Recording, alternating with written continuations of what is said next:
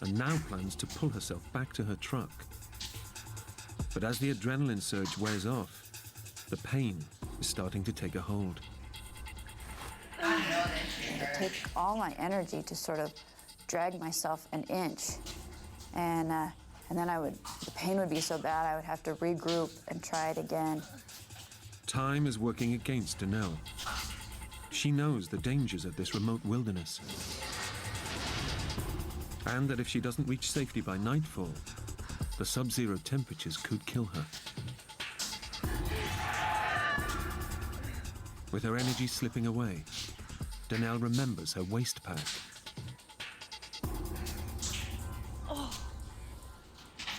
I didn't know what was in that waist pack because I didn't check before I left. And in one of them was a little gel pack, sugar pack, that endurance athletes often bring with them to help provide energy for running. Eating the gel provides Danelle with a much-needed boost, as well as a moment to reflect on the colossal task she's taking on.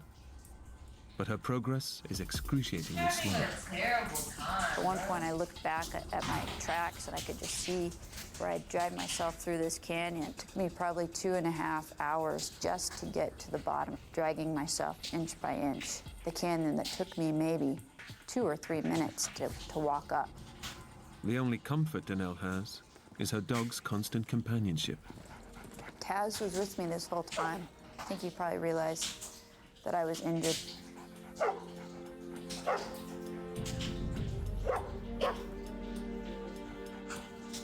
think he was kind of wondering why I was going so slow.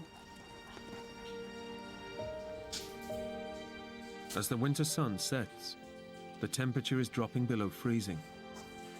Daylight is fading fast, and with it, any chances of getting out of the canyon before nightfall.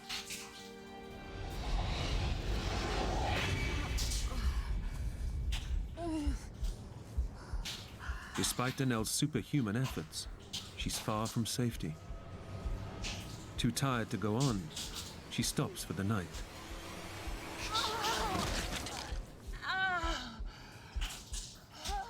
But she knows that this desert has a habit of claiming victims in the hours of darkness.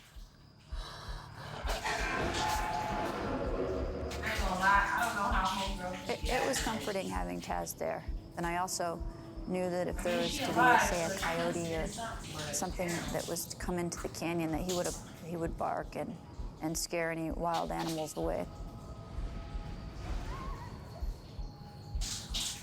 But Taz's presence won't save her from the bitter cold of the savage desert night.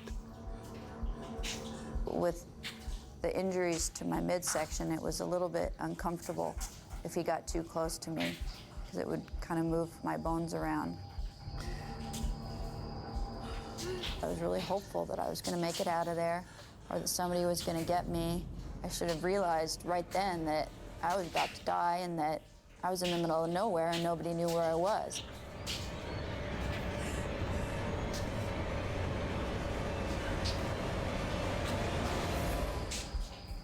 With hours to go before dawn, the temperature is already well below freezing, and it's still falling. It was bone chilling. You know, it'd be like laying in a freezer. My feet were frozen and they got frostbite. Exposure to the cold is causing Danelle's body to shut off the blood supply to her extremities to protect her vital inner organs. Frostbite could claim her fingers and toes, but it's only the first stage in the onset of hypothermia. I know that once you start to get too cold, then the brain will shut down, which is a symptom of hypothermia. With winter temperatures plunging into the 20s in the Moab Desert, Danelle draws on her athletic training to help her survive the night.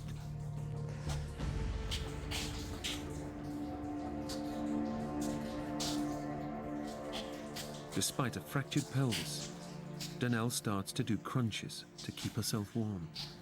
It was almost like just you lifting my head up, my head and my shoulders up. I couldn't do a full sit-up because I didn't have any movement in my midsection. Damn, so her body was really... That's almost too much for her. Aye.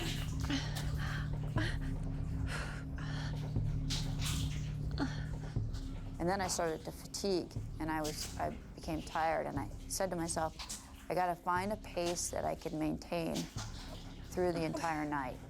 Danelle forces herself to do one sit-up every 5 seconds, non-stop, over the next 6 hours. It's an extraordinary challenge, but it's the only way she'll stay alive. I knew if I fell asleep, I would have died of hypothermia. And I knew if I stopped doing the crunches that I would have died of hypothermia. In an incredible feat of physical endurance and mental stamina, Danelle wills herself to survive in freezing conditions.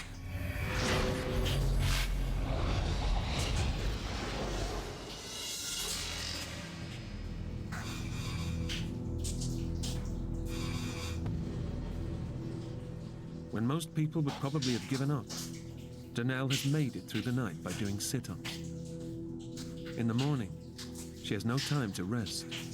She intends to crawl her way 2 miles back to her truck. My plan was to take that gel to give me some energy and then to continue to crawl out. Gel is crazy.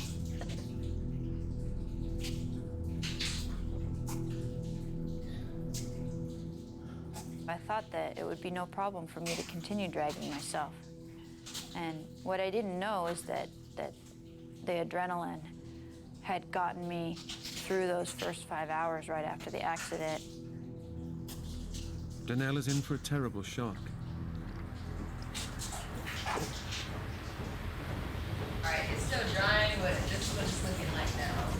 I got rid of the purple, it's all red now, all barbed wire. The adrenaline that protected her is completely worn off. Now, if she's to survive, she must face her ordeal with no defense against the pain flooding throughout her body. When I tried to move, it was just throughout my whole body, just this excruciating pain. And on top of the physical pain was the mental pain of being stuck there. So I'm gonna let this dry. I would have rather had 20 people around me hitting me with a hammer. That would have been better. Any glitter like I thought I was. Just because I like it flat like this. And then I'm a speed run. Okay, you see how many hours it took for me to finally figure this out? And I got this. This hand is gonna take like 15 minutes. Maybe somebody will notice my truck is still parked there. Alright, stay with me now. But as she lives Real alone, focus. Okay? no one is looking for Danelle. No one knows she's missing. I'm just gonna put this in with my nails though. Look, it's literally She is completely alone. on like the beauty supply. It's really bad because once it goes on and you leave it on, you can wipe it off. It's nearly 24 hours since her devastating fall, and Danelle is facing a new danger: dehydration. I was aware of how dangerous it can be to get dehydrated. With her fresh water supply gone, only a small puddle by her side is helping her stay alive. But it was really a struggle to drink from that water source.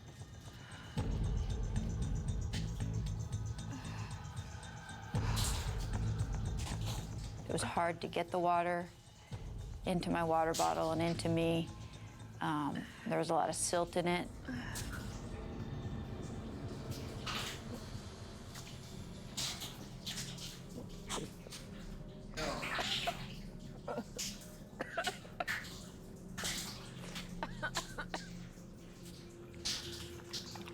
Easy for you. But while water can help keep her alive, it also carries a risk. I didn't want to drink too much because if I peed on myself, then the risk of hypothermia would have been worse because it was so cold out there. Urinating would wet her clothing. In the bitter cold, it would freeze, speeding up the onset of hypothermia. Only Danelle's willpower has prevented it from already happening.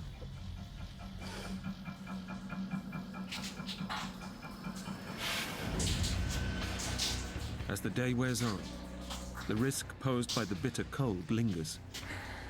But a new threat emerges. Inside her body, Danelle's injuries have taken a lethal turn for the worse. I started to feel this inflammation in my midsection, and it was kind of soft and squishy. And I remember if I tried to move, this whole jelly roll would sort of move, almost like a water balloon or something. I remember thinking at the time, oh, it's inflammation. It's not inflammation. It's far worse. Danelle's shattered pelvis has severed blood vessels in her pelvic cavity. She's been bleeding internally for a day and a half, starving her brain and other major organs of the vital oxygen they need for her to survive. Bro, she got herself. Danelle is bleeding to death.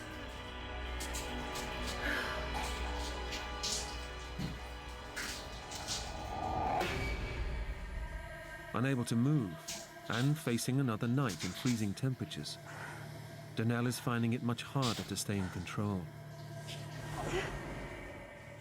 She struggles to do her sit-ups. Worse still, she's beginning to hallucinate because of her blood loss and fatigue.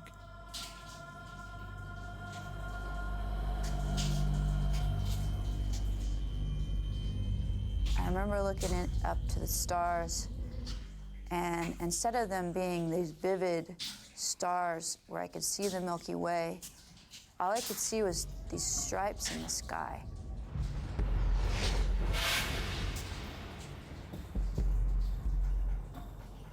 The second night was a lot harder. That first night, Taz kind of cuddled up next to me, and the second night, he didn't want to. He would come and check on me, but he didn't cuddle up next to me. He just kind of looked at me like, you know, what are you doing laying there? But I don't think he knew what to do either. You know, he probably was, maybe he was thinking, you know, should I leave and go get some dog food, you know, and take care of myself, or should I stay here with her? I think Taz knew something was wrong then. His demeanor had changed a little. He seemed a little bit depressed. He seemed kind of frustrated that I wasn't taking him to his doggy bed. He wanted to continue on back to the house. And he kept looking at me like, come on, let's go to a more comfortable spot. Second night felt a lot colder to me, too. Felt long and cold. What Danelle doesn't realize is that the cold is keeping her alive. Her core body temperature is now so low that her metabolism is slowing dramatically. Her blood pressure is dropping, which in turn is slowing the internal bleeding.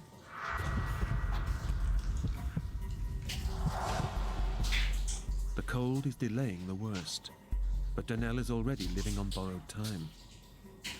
Hey, I'm Talon. Welcome back. I As the literally night just wears on, finished one hand. Danelle is fighting I for her redid the life. design like It's taking every 7 ounce of willpower times. to avoid drifting off to sleep, So, where the onset of hypothermia would lead to certain death. this is another coat, but they're yellow with red I bar. remember wanting to be at home in my bed where it was warm and comfortable and where I could sleep. I had been awake this whole time, and I was starting to get the sleep monsters where I wanted to sleep, but I knew I had to stay awake. You're better than me, because when I'm tired, I'm going to sleep. I would not survive in this situation, I don't think. And I The still way I kept fell hoping asleep last somebody night would notice showed that I me was everything missing. I needed to The know. reality of the situation was that I was in the middle of nowhere, I and woke up nobody laughing. knew I'm where like, I bro, was. ain't no way I fell asleep like this. I went to sleep looking like a hot, funky mess.